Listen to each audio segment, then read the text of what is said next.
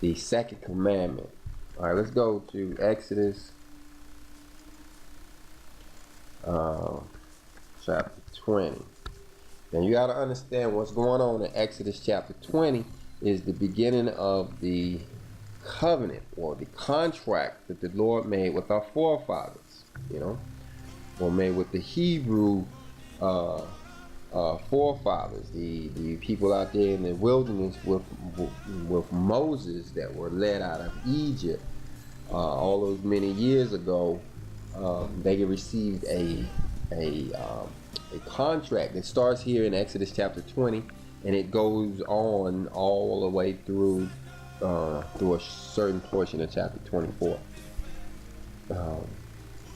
But what you're familiar with is the Ten Commandments, which is right here at the beginning. Now, before I get into what I want to talk about, this is kind of important, because once you get down here to the end of the Ten Commandments, where it gets right here, thou shalt not covet is the last one. You notice it says all the people saw the thunderings and the lightnings and the noise, and what's going to happen is these people get scared. And then right there they say unto Moses, speak thou unto us, and we will hear, but let not God speak unto us, lest we die. See, what they was telling Moses was that they was too scared to let the Lord talk to them. So they got the Ten Commandments, but then they got scared. And then you say, well, what happened next? Well, Moses goes on and talks to the Lord, and the Lord says, that's a good idea. You read down in there.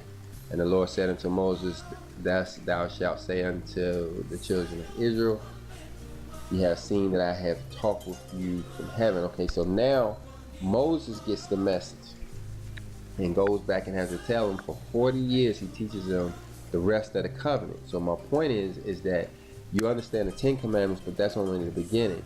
Moses then had to go learn it for himself and then come and teach the rest of the people the rest of what you read there in the rest of that chapter, and then on to the next chapter 2, the next chapter, which is chapter 21, chapter 22, chapter 23, and verse 7 verses of chapter 24 is what's known as the Book of the Covenant. That's what you're held accountable for. That's the contract made with your forefathers.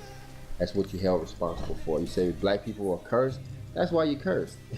Simple as that. You know what I'm saying? Don't be stupid. You know what I mean?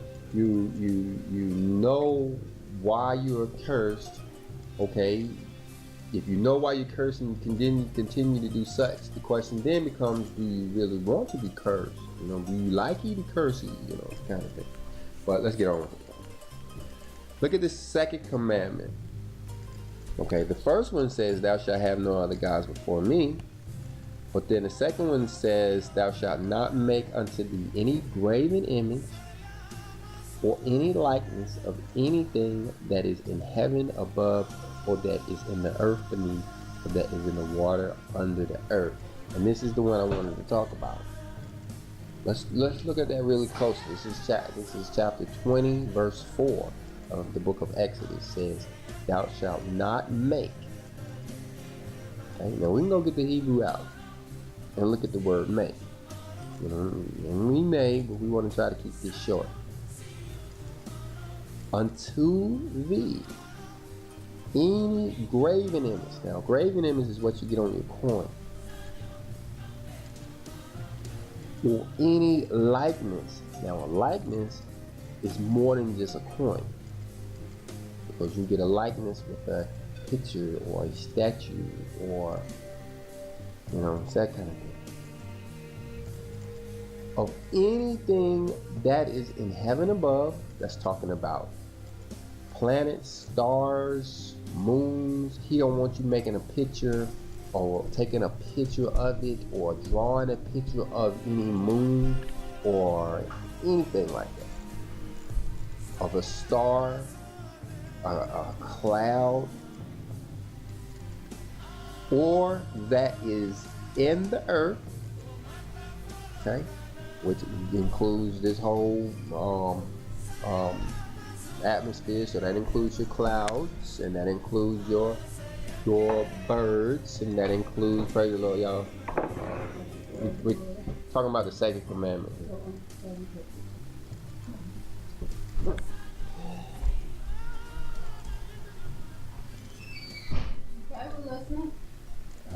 And he says, or that is in the water under the earth. So that's talking about fish, but that's also talking about coral. We're not really supposed to be taking pictures of coral or drawing coral fish or whales or, snails or such. Okay. So we ain't supposed. And then it goes on and says, "Thou shalt not bow down thyself to them, nor serve them." And this what tricks us up, is because we say, "Well, I ain't doing that." Well, that's a whole nother verse up there. We can't say that we're not doing 4 because we're not doing 5.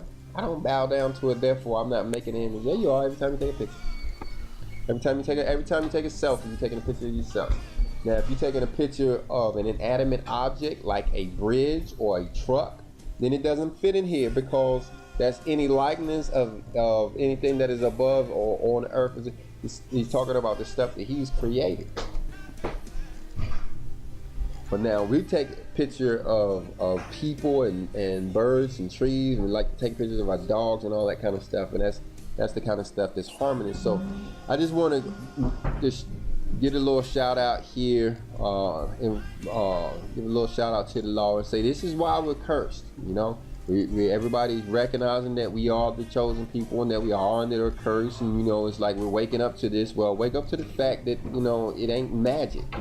We're doing stuff wrong. The reason why we curse is because we deserve it. The reason why we're getting a whipping is because we've been naughty. Hermes Academy. Power, patience, continence, and faith. We teach virtue.